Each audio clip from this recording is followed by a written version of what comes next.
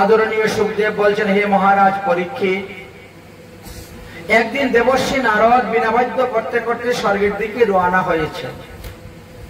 হঠাৎ মহারাজ পাণ্ডুর সঙ্গে তার দেখা। পাণ্ডুর সঙ্গে দেখা হওয়ার পরে পাণ্ডু বড় অনুনয় বিনয় করে বলছেন, হে দেবর্ষী নারদ, আপনি আমার একটু উপকার করবেন। বলে, কি উপকার? বলে, আপনি পৃথিবীতে গিয়ে হস্তিনাপুরে গিয়ে আমার পুত্র যুধিষ্ঠিরকে বলবেন যে আমার জন্য একটু পুণ্য কর্ম করতে। আমি আমার জীবনে যত পুণ্য কর্ম করেছিলাম সেই সমস্ত পুণ্য প্রায় শেষের পথে। তো যতদিন পুণ্য থাকে ততদিন স্বর্গে থাকা যায়। পুণ্য ক্ষয় হইলে মৃত্যুলোকে যেতে হয় আমার। তো যদি আমার ছেলে আমার উদ্দেশ্যে কোনো সৎকর্ম করে, সেই পুণ্য ফল আমাকে দান করে, তাহলে আমি আরো বহুদিন স্বর্গে থাকতে পারবো। আমার ছেলে তো ধর্মরাজ যুধিষ্ঠির, তাকে একটু গিয়ে বলো না আমার জন্য কিছু সৎকর্ম করার জন্য। দেবর্ষী নারদ তখন চলে আসলেন হস্তিনাপুরে। এসে বললেন, হে যুধিষ্ঠির মহারাজ, আজকে স্বর্গেতে গিয়ে আপনার পিতার সঙ্গে আমার দেখা হয়েছে। আপনার পিতা বড় দুঃখ প্রকাশ করলেন এবং তিনার পুণ্য শেষ, আর বেশি স্বর্গে থাকতে পারবেন না এই কথা জানাইলেন। তুমি তো তার উত্তম পুত্র, যোগ্য পুত্র, শ্রেষ্ঠ পুত্র। তুমি সারা জীবন যা করলে তোমার জন্যই করলে, তোমার বাবার জন্য কিছু করলে না। অতএব তোমার বাবার জন্য, তোমার বাবার উদ্দেশ্যে তুমি কিছু করো। তখন তিনি হাতের মধ্যে জল নিয়ে সংকল্প নিলেন যে আমি রাজস্বীয় যজ্ঞ করব, আর ওই যজ্ঞের যত পুণ্য ফল সব আমার বাবাকে আমি অর্পণ করব। আমার বাবা আরো কোটি কোটি বছর থাকুক, স্বর্গে বাস করে। সংকল্প নিয়ে নিয়েছে। ভগবান শ্রীকৃষ্ণ তিনি নিমন্ত্রণ দিলেন, আপনি আসুন, আমি রাজস্বীয় যজ্ঞ করব। রাজস্বীয় যজ্ঞ বলেন, আর অষ্টপ্রহর নাম যজ্ঞ বলেন, আর হোম যজ্ঞ বলেন, তপ যজ্ঞ বলেন, জ্ঞান যজ্ঞ বলেন, যাগ যজ্ঞ বলেন, যে কোনো যজ্ঞের আরম্ভে কিন্তু একটু হরিকথা আলোচনা হয়, প্রবচন, হরিকথা। যুধিষ্ঠির মহারাজের ওই সেই নাম, এই রাজস্বীয় যজ্ঞে দেবর্ষী নারদকে দিলেন হরিকথার ভার। দেবর্ষী নারদ, আপনি হরিকথা আরম্ভ করেন। দেবর্ষী নারদ হরিকথা আরম্ভ প্রসঙ্গ করতে গিয়ে তিনি ওই প্রহ্লাদ চরিত্রের কথা বর্ণন করেছিলেন। তাই সুখদেবজি বলছেন, হে মহারাজ পরীক্ষিত, তোমারই তো পিতৃপুরুষ যুধিষ্ঠির মহারাজ। অতএব দেখো তো, তারা সেই প্রহ্লাদ চরিত্র শুনেছেন, আর প্রহ্লাদ চরিত্রের মধ্যেই হিরণ্যকশিপুর কথা চলে আসবে। অতএব আমি তোমাকে সেই কথাই বর্ণন করতে শুনি। হিরণ্যকক্ষ মারা যাওয়ার পর হিরণ্যকক্ষের স্ত্রীর নাম ছিল রুষভানু। সে স্বামীর দেহটাকে সংস্কার করতে দিবে না, স্বামীর দেহ কোলে নিয়ে বসে কান্না শুরু করছে। হিরণ্যকশিপুর 10 পুত্র ছিল, তারাও তাদের বাবার শরীরকে দেহ সংস্কার করতে দিবে না। অনেক কষ্ট মষ্টে বুঝিয়ে সুঝিয়ে হিরণ্যকশিপু তখন এই হিরণ্যকক্ষের দেহকে দেহ সংস্কার করলেন। তিনি সংকল্প করলেন যে আমি ভাতৃহত্যার প্রতিশোধ নিব। যে বিষ্ণু আমার দাদাকে মেরেছে, আমিও সেই বিষ্ণুকে মারব। এই জন্য হিরণ্যকক্ষের অন্তঃস্থিক ক্রিয়া সম্পূর্ণ হওয়ার পরে হিরণ্যকশিপু তিনি ভজন করার জন্য রওনা হয়ে গেলেন, সাধন ভজন করার জন্য। হিরণ্যকশিপু যখন ভজন করতে গিয়েছেন, হিরণ্যকক্ষ তখন হিরণ্যকক্ষের স্ত্রী পুত্রগণ সবাই তখন রসাতলে অবস্থান করছিলেন তাদের রাজ্য নিয়ে। দেবরাজ ইন্দ্র গিয়ে সেখানে আক্রমণ করলেন এবং সমস্ত ধন সম্পদ সবকিছু লুণ্ঠন করে নিয়ে আসলেন। আর আসার সময় হিরণ্যকশিপুর স্ত্রী কায়ুদিকে তিনি বন্দী করে রথের মধ্যে করে নিয়ে চলে আসতে শুরু করেছেন। কায়দু তখন নিজের প্রাণ রক্ষার জন্য আমাকে বাঁচাও বাঁচাও বাঁচাও বলে চিৎকার করতে শুরু করেছেন। দেবর্ষি নারদের কানে সেই সংবাদ গিয়ে পৌঁছিল। দেবর্ষি নারদ তখন গিয়ে উপস্থিত হলেন, নাকি দেবরাজ ইন্দ্র, তুমি আবার কবে থেকে পরনারী হরণ করা শুরু করে দিয়েছ? হ্যাঁ। দেবরাজ ইন্দ্র বলছেন, মহারাজ, অসুরের বীর্যের দ্বারা গর্ভবতী হয়েছে, এত অসুরই হবে। এক একটা অসুরকে মারতে কত কষ্ট হয়। এই সন্তান প্রসবের পরে এই সন্তানকে বধ করে তারপরে তাকে ছেড়ে দিব। দেবর্ষি নারদ বলছেন, তুমি সিদ্ধান্ত করতে ভুল করছো। বীর্যের কোনো দোষ নেই তো। মাতৃদোষে হয় চরিত্রহীন, পিতৃদোষে হয় মূর্খতা, বংশদোষে হয় কৃপণতা, নিজের দোষে হয় দরিদ্রতা। যদি বীর্যের উপরে দোষ হতো তাহলে ভগবান বিষ্ণুর ছেলে নরকাসুর হলো কেন? সিদ্ধান্ত করতে ভুল করতেছে। এই অসুরের বীর্যে যে সে অসুরই হবে এমন তো কোনো কথা নয়। সে তো মানবও হতে পারে, দেবতাও হতে পারে। এই যে বালক এই রমণীর গর্ভে আছে, এই বালকের কারণেই তুমি তোমার হারানো রাজ্য ফিরে পাবে। এক মন্বন্তর কাল পর্যন্ত সুখী ভোগ করতে পারবে। কারণ এর গর্ভে যে সন্তান আসবে সেই সন্তান আসবে পরম সাধু মহাত্মা বৈষ্ণব সন্তান আসবে, যাহা ইতিহাসের পৃষ্ঠায় স্বর্ণক করে লেখা থাকবে তার নাম। আর একজন বৈষ্ণবের মাকে যদি কেউ অপমান করে, অনাদর করে, নিন্দা করে, ঘৃণা করে, দ্বেষ করে, প্রহার করে, অত্যাচার করে, তার পরিণামটা কতটুকু ভয়ানক হতে পারে। ছেড়ে দাও, ছেড়ে দাও কায়ুকে। দেবর্ষি নারদের মুখে শুনে ভয়ে ভীত হয়ে ইন্দ্র কায়ুকে ছেড়ে দিলেন। কায়ুকের পায়ে ধরে প্রণাম করলেন, 4 বার প্রদক্ষিণ করলেন আর স্বর্গে চলে গেলেন।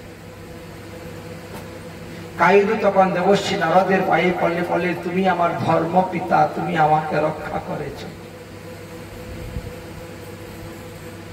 কিন্তু বিশ্বাস করা যায় না ইন্দ্রকে। হয়তো এখন আপনার সামনে সে সাধু হয়ে গেছে, তার চুর হইতে সময় লাগে না। আর ইন্দ্র যে তার জীবনে কতবার ঘোরাচুরি করেছে তার প্রমাণ তো শাস্ত্রে দেওয়া আছে। সামনে সাধু হয়ে গেছে, পিছনে চুর হইতে তার সময় লাগবে না। আমার স্বামী তপস্যা করতে চলে গেছেন, আমাদের রাজ্যে এমন কোন বড় সৈন্য নাই, বীর পুরুষ নাই, সবাইকে মেরে ফেলেছেন। আমি কোন ভরসায় আমার বাড়িতে থাকবো? তাই বাবা, তোমার বাড়িতেই আমি থাকবো। তোমার বাড়ি কাজ করো, তোমার কাপড় চোপড় ধরিয়ে দিব, তোমার আশ্রম মন্দির পরিষ্কার করবো, ঝাড়ু দিব, বাসনপত্র মেজে ঘষে দিব, ঠাকুর সেবার ফুল তুলসী তুলে দিব। তার বিনিময়ে 2টি অন্ন আমাকে দিও। তোমার এখানে থাকলে আমি সুরক্ষিত থাকবো। দেবর্ষি নারদ এই হিরণ্যকশিপুর স্ত্রী কায়ুকে নিয়ে গেলেন নিজের আশ্রমে রাখলেন। গর্ভস্থ সন্তানকে লক্ষ্য করে করে প্রতিদিন হরিকথা বলেন, পাঠ করেন, কীর্তন করেন। কায়ুদিও বসে শুনেন পাঠ। সুযোগ পেলেই সাধু সন্ত মহাত্মাদের সেবা করেন। নারদ মুনি সেবা করার পরেও সুযোগ পেলেই অন্য সাধুদেরও বাড়িঘর ঝাড়ু দেন, থালা বাসন ধুয়ে দেন, কাপড় চোপড় মেজে দেন, হাত পা টিপে দেন। নারদ মুনি অত্যন্ত প্রসন্ন, স্বামী সেবা করতেছে আমার মেয়ে, প্রসন্ন। তোমার সেবাতে না আমি অত্যন্ত সন্তুষ্ট, প্রসন্ন। তুমি আমার কাছে বর চাও, তুমি যা চাইবে আমি তাই দিব। কায়ুকে বললেন, তাহলে আমার স্বামী যতদিন পর্যন্ত তপস্যা করে সিদ্ধি লাভ করে বাড়িতে ফিরে না আসেন, ততদিন পর্যন্ত যেন আমার গর্ভস্থ সন্তান প্রসব না হয়। দেবর্ষি নারদ বললেন, তথাস্তু, তাই হয়। তাহলে হিরণ্যকশিপু কতদিন ভোজন করেছিলেন? 10,000 বৎসর, ভাগবতে লেখা আছে। তো 10,000 বৎসর যদি হিরণ্যকশিপু ভোজন করে থাকেন, তাহলে প্রহ্লাদ মাতৃগর্ভে 10,000 বৎসর ছিলেন। ভজনের এমনই ফল। আশ্চর্য হওয়ার কিছুই নয়। কারণ সত্য যুগের মানুষের আর পরমায়ু তো 1 লক্ষ বৎসর ছিল। এই জন্য যাই হোক, ব্রহ্মা এসে বললেন তুমি ভজনে সিদ্ধি লাভ করেছ, অতএব তুমি বর চাও। বলল আমাকে অমর বর দিন। ব্রহ্মা বলছেন অমর বর আমার হাতে নাই, অমর বরের বিনিময়ে তুমি 10টা বর চেয়ে যাও, তাও আমি দিতে পারবো, কিন্তু অমর বর দিতে পারবো না। অসুর তো বড় চালাক, বড় চতুর। তিনি তখন বললেন ঠিক আছে, তাহলে এমন ভাবে 10টা বর চাইবো ওই ঘুরিয়ে ফিরিয়ে অমরই হয়ে যাবে।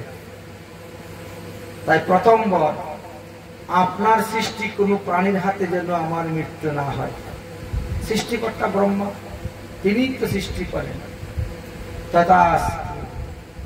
দ্বিতীয় বর, কোন অস্ত্র শস্ত্র যেন আমার মৃত্যু না হয়। তথাস্তু। তৃতীয় বর, কোন মানুষ বা কোন পশু যেন আমাকে বধ করতে না পারে। তথাস্তু।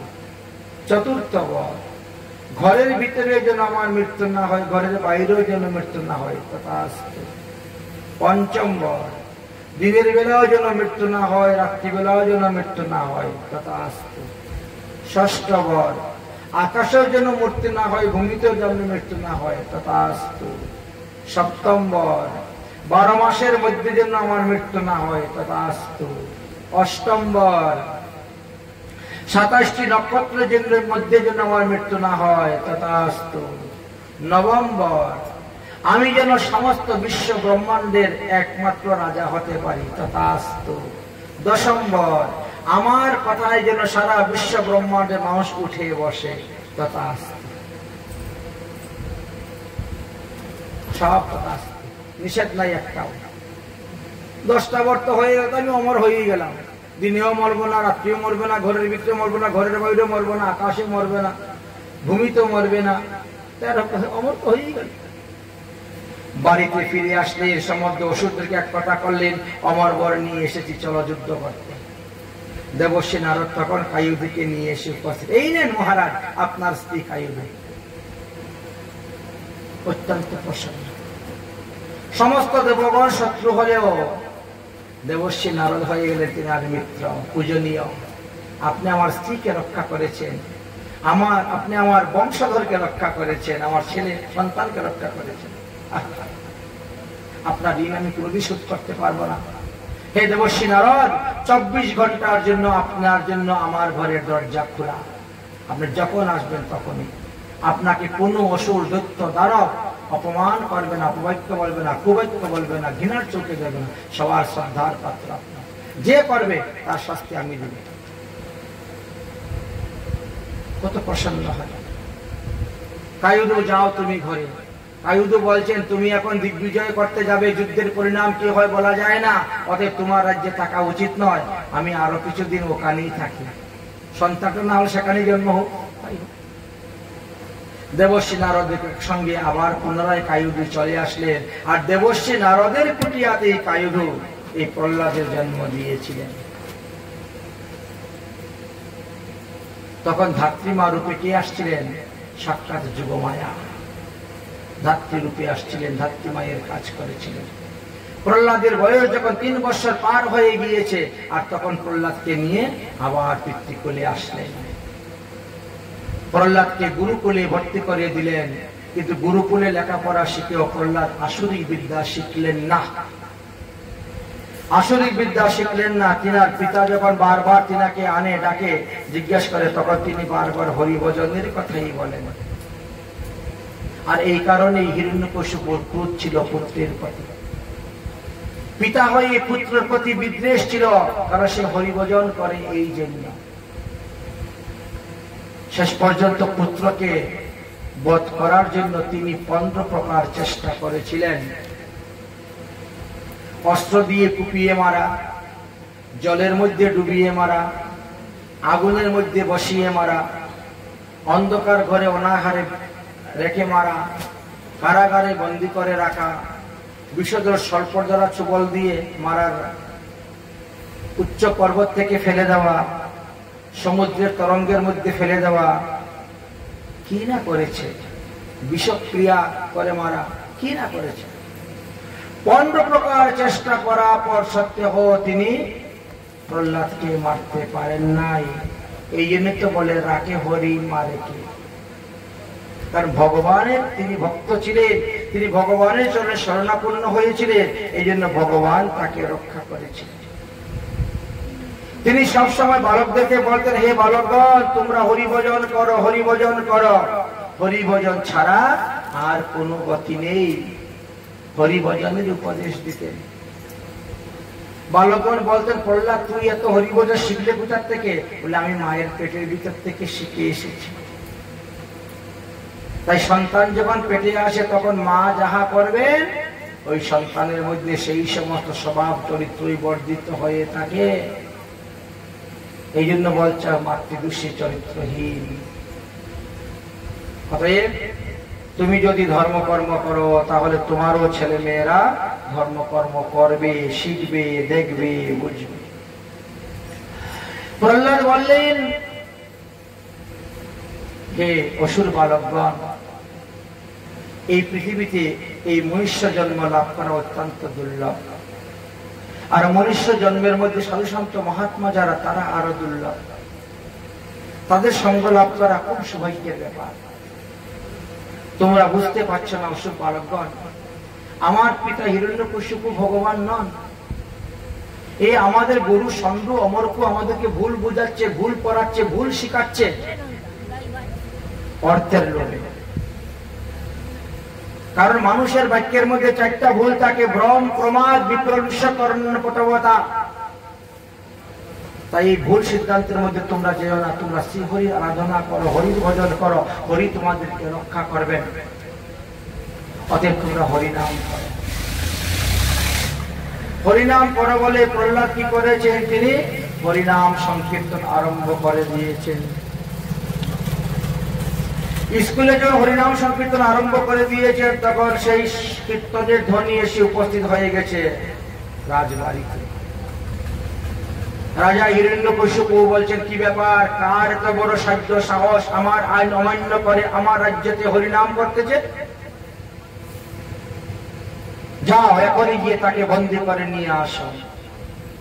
কিন্তু যারা বন্দী করতে গিয়েছে তারাও হরিনামে মত্ত হয়ে গিয়েছে।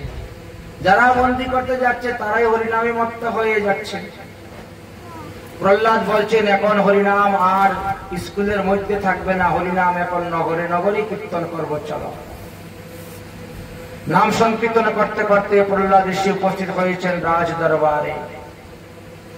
হিরণ্যকশিপু অত্যন্ত ক্রুদ্ধ হয়ে ঢাল, তরোয়াল, অস্ত্র নিয়ে এসে সামনে উপস্থিত হয়েছেন।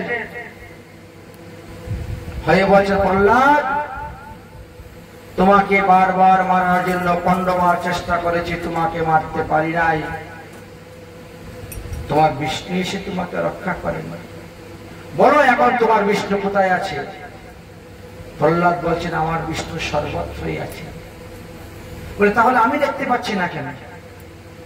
প্রহ্লাদ বলছে, বাবা, যার চোখের মধ্যে কাম থাকে সে ভগবান দেখতে পায় না।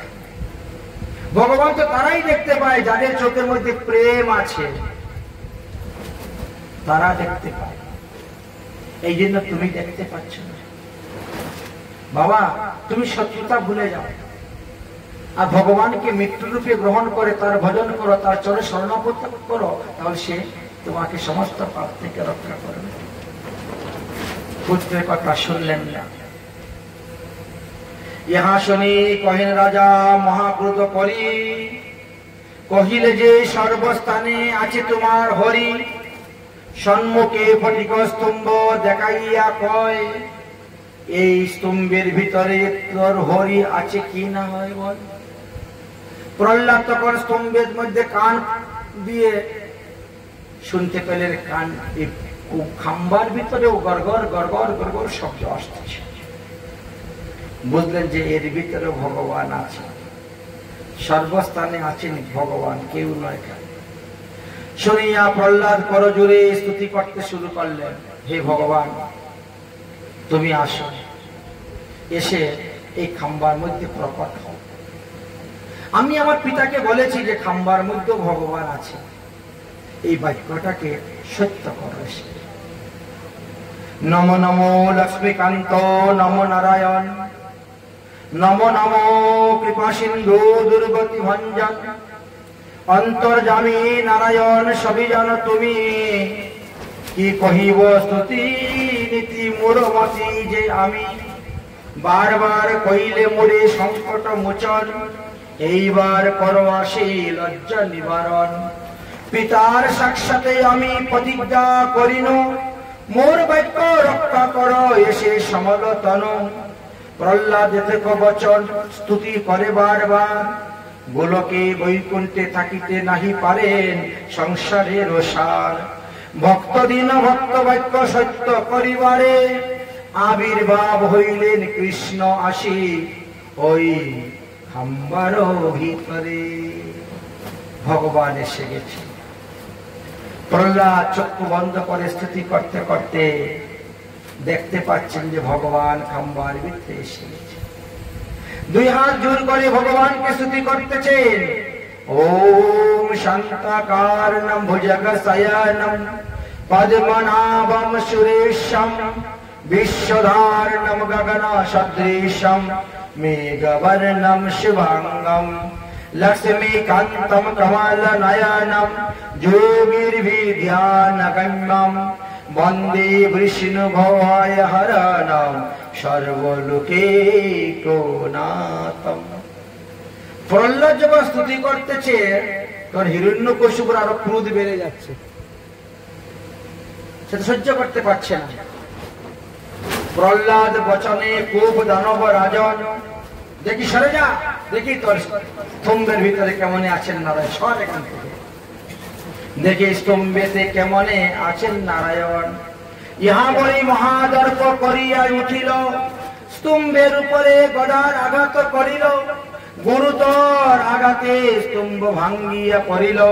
ততক্ষণ নারায়ণ বাহির হইলেন, সিংহের মস্তকার নর কলেবর, নরসিংহ নাম তার হইল রাজন। বলো নৃসিংহ ভগবান কি। ভগবান নৃসিংহদেব প্রকট হয়ে গেলেন, আর অমনি হিরণ্যকশ্যপ তার অস্ত্র নিয়ে যুদ্ধ করতে শুরু করল। শুরু হলো বিষম যুদ্ধ। ভগবান সিংহের মতো গর্জন করছেন আর যুদ্ধ করছেন, এদিক ওদিকে যাচ্ছেন, এদিক ওদিকে যাচ্ছে, করতে করতে পুলস্ত মুনির আশ্রমের দিকে চলে যাচ্ছেন যুদ্ধ করতে করতে। আর সিংহের মতো গর্জন করছেন। পুলস্ত মুনির স্ত্রী তখন ছিলেন 5 মাসের গর্ভবতী। সিংহের গর্জনে গর্ভপাত হয়ে গেল, মনে বড় দুঃখ পেলেন। তাই পুলস্ত মুনি অভিসম্পাদ দিলেন, হে ভগবান নৃসিংহদেব, তুমি যদি আর কখনো পৃথিবীতে এসে অবতীর্ণ হও, তাহলে তোমাকে কর্ম করে শক্তি উপার্জন করে তারপরে শত্রুকে সংহার করতে হবে, বধ করতে হবে। তুমি তোমার নিজের শক্তির কথা তুমি ভুলে যাবে, তোমার বড় বীর্যের কথা তুমি ভুলে যাবে।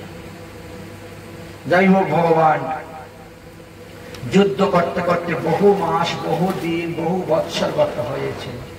কারণ ব্রহ্মা যে 10টা বর দিয়েছিলেন, ব্রহ্মার বরের সত্যতাকে রক্ষা করে তারপরে তাকে মারতে হবে, তো এই জন্য সময়টা লেগেছিল।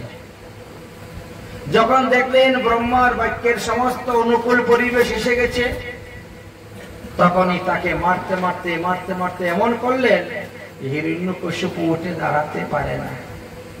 নিজের হাত তুলে ভগবানকে ঘুষি মারতে পারবে সেই শক্তি নাই, নিজের পায়ে উঠে দাঁড়াতেই পারে না, দৌড়ে যাবে তো দূরের কথা। তখন ভগবান তার বক্ষের মধ্যে এমন চপাটাঘাত করেছেন, মাটিতে পরে থরথর করে কাঁপতে শুরু করেছে, যখন এখনই দেহ থেকে প্রাণ বেরিয়ে যাবে। ভগবান তাকে ধরে টেনে হিচড়ে নিয়ে এসে চৌকাঠের মধ্যে বসে বলছেন, অরে দুষ্ট, তুই আমার ভক্তকে মারার জন্য কত কষ্ট কত দুঃখ দিয়েছিস, তাই আজ তোকে মেরে আমি শান্ত। হিরণ্যকশিপু বলছে, আপনি আমাকে মারতে পারবেন না। বলে কেন? বলে আমার প্রথম বড়ই তো, ব্রহ্মার সৃষ্টি কোনো প্রাণী আমাকে মারতে পারে না, তো আপনি মারবেন কেমন করে? বলে দেখ, আমি কি ব্রহ্মার সৃষ্টি নাকি? আমি এক একটা ব্রহ্মাণ্ডে এক একজন ব্রহ্মা সৃষ্টি করে পাঠায়, আমার থেকে ব্রহ্মার সৃষ্টি হয়, ব্রহ্মা আমাকে সৃষ্টি করে নাই আর পারবেও না করতে। তুই ভুল বুঝেছিস। তুমি মনে করছো সৃষ্টিকর্তা ব্রহ্মা, কিন্তু ব্রহ্মারও সৃষ্টিকর্তা আছেন। সেই ব্রহ্মার সৃষ্টিকর্তা হলাম আমি। অতএব আমাকে এই বর কার্যকারী হবে না আমাকে, আমি ব্রহ্মার সৃষ্টি প্রাণী নয় বলে। তথাপিও তো মারতে পারবেন না, কারণ কোনো মানুষ বা কোনো পশু যে আমাকে মারতে পারবেন, তো আপনি কেমনি মারবেন? দেখ ভালো করে তাকিয়ে, আমি না মানুষ না পশু, কি বলবে আমাকে? আমার অর্ধেকটা মানুষ অর্ধেকটা পশু, তাতে কি হলো? তথাপিও তো আপনি মারতে পারবেন না, কারণ ঘরের ভিতরেও আমার মৃত্যু নেই, ঘরের বাইরেও মৃত্যু নেই, তবে মারবেন কোথায় আমাকে? বলে এই জন্য চৌকাঠে নিয়ে বসেছি। এই চৌকাঠটা হলো নৃসিংহ ভগবানের স্থান। এই জন্য চৌকাঠে পা দিতে নাই, ওখানে পা দিলে প্রণাম করতে হয়, এখানে বসতে নাই। কিন্তু আজকালকার দিন তো ডিজিটাল যুগ এসে গেছে, চৌকাঠই থাকে না, উড়াই দেয় মানুষ, রাখে না। কিন্তু আগেরকার দিনে চৌকাঠ থাকতো, প্রতিটি ঘরের মধ্যে দরজার চৌকাঠ দেওয়া হতো। যাই হোক, এই জন্য আমি দরজায় বসেছি। তাতে কি হলো? তথাপিও তো মারতে পারবেন না, কারণ দিনের বেলা মৃত্যু নয়, রাত্রিবেলা মৃত্যু নয়, তো মারবেন কখন আমাকে? এই জন্য সন্ধ্যার সময়। দেখ এখন তুমি কি বলবে? না দিন বলতে পারবে না রাত বলতে পারবে, সন্ধ্যাকাল। তাতে কি হয়েছে? আমার যে আকাশও মৃত্যু নাই, ভূমিতে মৃত্যু নাই, তো মারবেন কোথায়? বলে এই জন্য দুই রাতের উপরে তোমাকে রেখে দিয়েছি। না তুমি মাটি স্পর্শ করছো, না শূন্য শূন্য আকাশে আছো, তোমার সমস্ত শরীরের ভার আমার উপরে। অতএব তোমাকে তো মারবো। কেমন করে মারবে? 12 মাসের মধ্যে আমার মৃত্যু নেই। বলে এখন 13 মাস চলতেছে, মল মাস, পুরুষোত্তম মাস। যুদ্ধ করতে করতে কত মাস কত বছর চলে গেছে হিসাব আছে। এই যে পুরুষোত্তম মাস চলতেছে, এটা 13 নম্বর মাস, তাকে মারবো। না না পারবেন না তো, 27টা নক্ষত্রের মধ্যে মৃত্যু নেই, মারবেন কেন? বলে পাগল রে, 28 নম্বর একটা নক্ষত্র আছে, অভিজিৎ নক্ষত্র। যে নক্ষত্রের ছায়া বা দৃষ্টি আমাদের পৃথিবীতে এখনো পড়ে না, বলে এটা জ্যোতিষেরা ধনে না, গণনা করে না। কিন্তু ওটা হলো 28 নম্বর নক্ষত্র, অভিজিৎ নক্ষত্র। এই নক্ষত্র এখন চলতেছে, তাই এখন তোকে মারবো। বলে তথাপিও মারতে পারবেন না। বলে কেন? আর কি রইল? বলে আরেকটা যে রইল, এই কোন অস্ত্র শস্ত্রে আমার মৃত্যু হবে না, তো মারবেন কেমন করে আমাকে? বলে এই জন্য তো নখ, আমার হাতের নখ দিয়ে তাকে মারব। ঢুকিয়ে দিলেন পেটের মধ্যে, টেনে নারী ভুড়ি সব টেনে বের করে দিলেন। হিরণ্যকশিপু মারা গেলেন। তাহলে হিরণ্যকশিপু মারা যাওয়ার পরও ভগবান শ্রীকৃষ্ণের ক্রোধ শান্ত হলো না, শ্রীহরির ক্রোধ শান্ত হলো না। হরিকে সান্ত্বনা করার জন্য স্বয়ং লক্ষ্মী ঠাকুরানীকে পর্যন্ত পাঠিয়েছিলেন, কিন্তু লক্ষ্মী ঠাকুরানী হুঙ্কার গর্জন শব্দ শুনে ভয়ে দৌড়ে পলায়ন করছিলেন। মুনি ঋষিগণ কেউ সাহস পেলেন না, দেবতারাগণ কেউ সাহস পেলেন না তিনাকে গিয়ে স্তুতি ভক্তি করে শান্ত করবেন। তখন ব্রহ্মা পাঠাইলেন প্রহ্লাদকে। প্রহ্লাদ যখন স্তুতি ভক্তি করলেন, তখন ভগবান শান্ত হয়ে গেলেন। আর প্রহ্লাদকে কোলে নিয়ে প্রহ্লাদকে আদর করতে শুরু করলেন।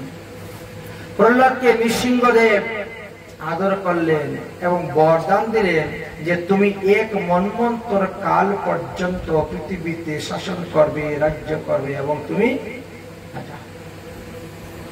তাহলে প্রহ্লাদের পরমায়ু কতদিন? 1 মন্বন্তর কাল। প্রহ্লাদ কত যুগের অমর? 71টা সত্যযুগ, 71টা ত্রেতা যুগ, 71টা দাপর যুগ আর 71টা কলিযুগ। প্রহ্লাদের জীবনে উনি দেখতে পাবেন, তথাপিও মৃত্যু হবে না। এতটা যুগের অমরত্ব তিনি লাভ করেছিলেন প্রহ্লাদ।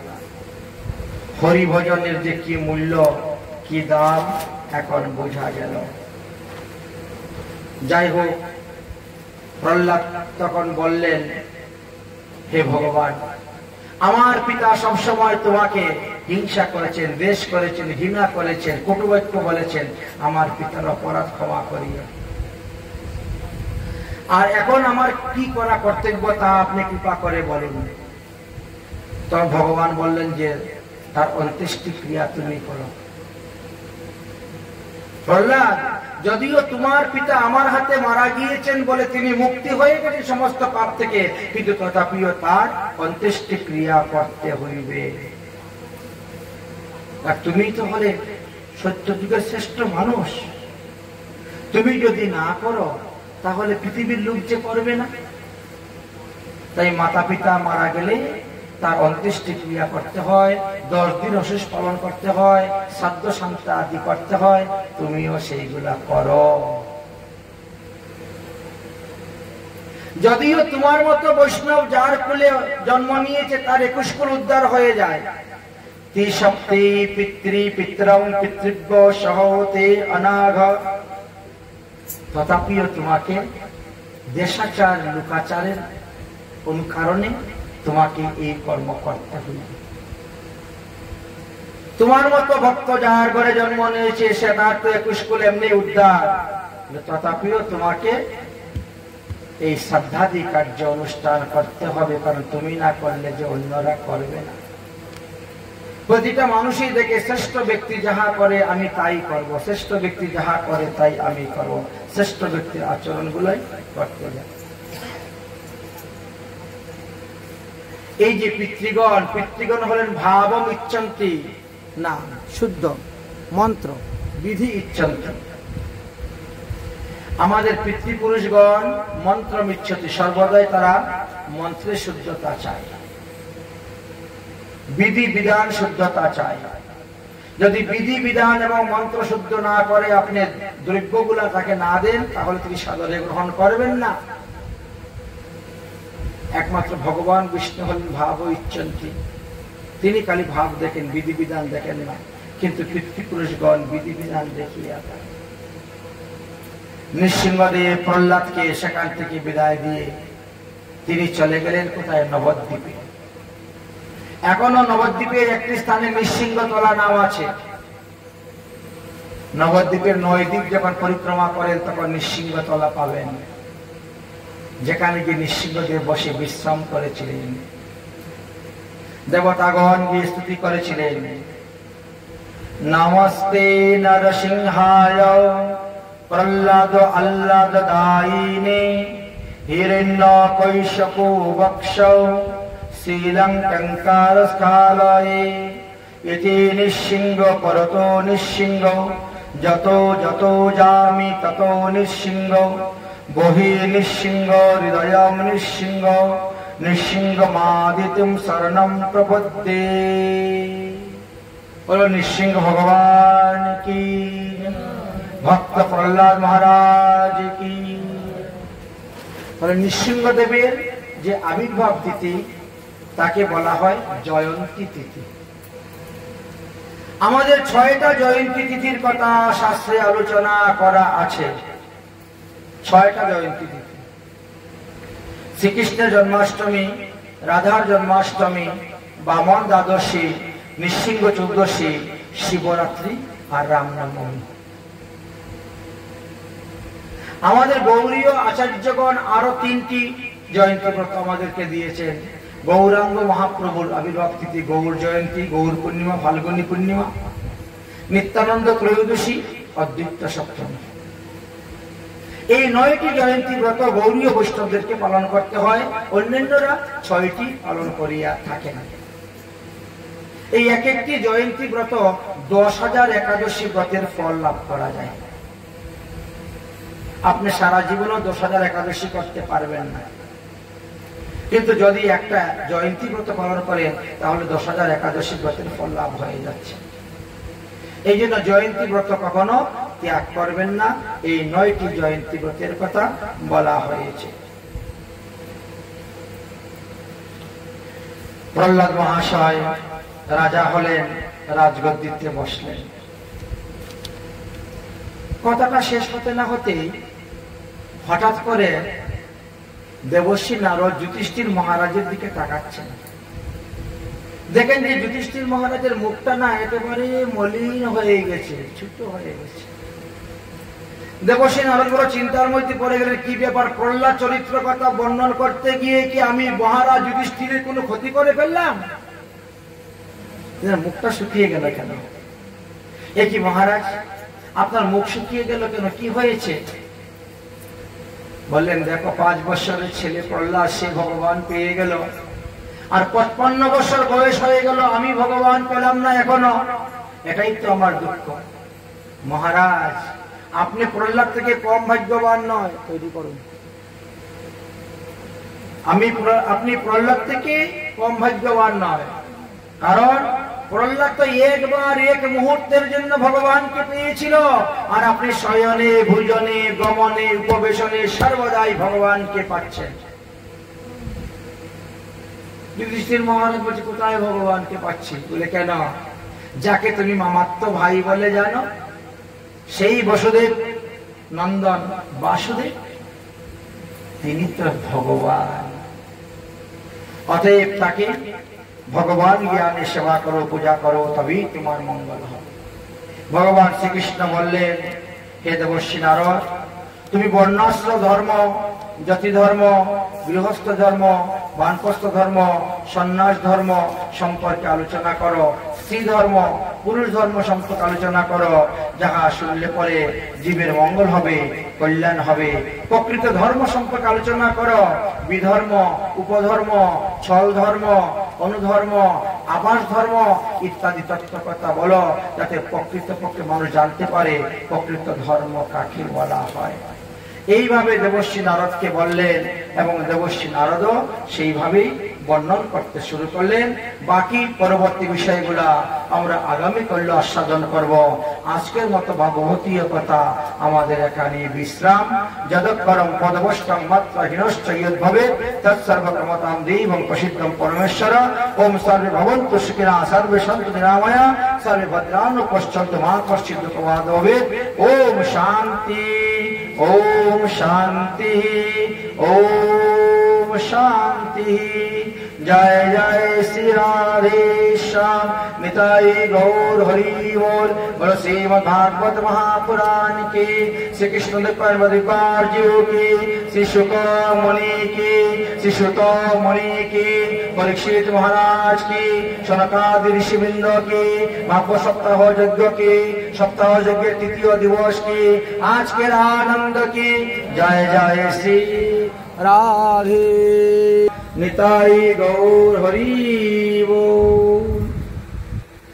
श्रीमद् भागवत भगवान की है आरती, पापियों को पाप से ही तारती। श्री भागवत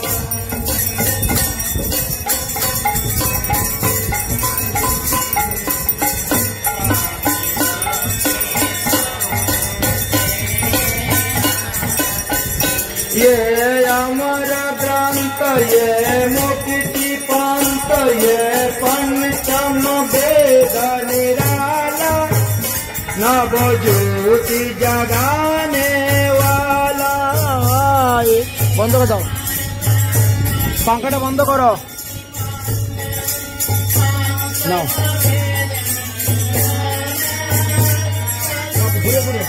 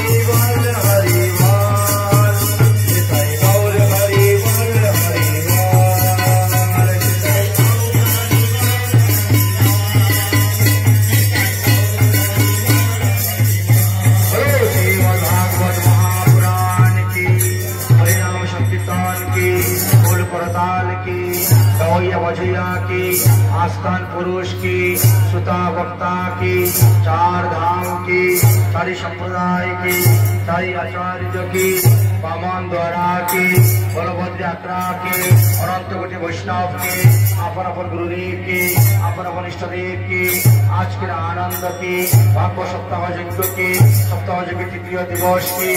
जय जय श्री राधेश्याम, जय जय श्री राधेश्याम, जय जय श्री राधेश्याम। निताई गौर हरि।